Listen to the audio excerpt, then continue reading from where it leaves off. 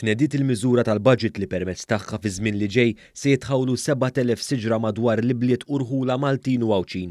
Dan intqal f'konferenza tal-aħbarijiet fejn ġie spjegat ukoll li dan huwa parti mill-impenn tal-Gvern li kull kunsill lokali jingħata 100 siġra.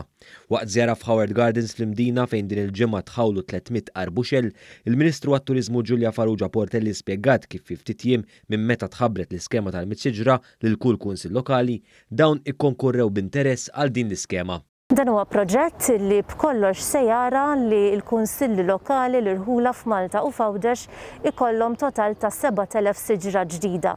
L-interess il-konkurrenza kienet waħda pożittiva ħafna f'dak li tħabbar fil-budget li għadda. Preżenti kien hemm ukoll diversi membri mill-Kunsill Lokali tal-Imdina.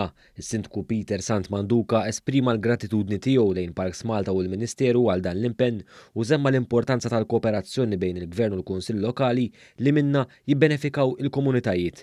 Id-Direttur ta' Parks Malta Evan Farrugia qal li matul din is-sena l-entità ħawlet aktar minn 5,200 siġra.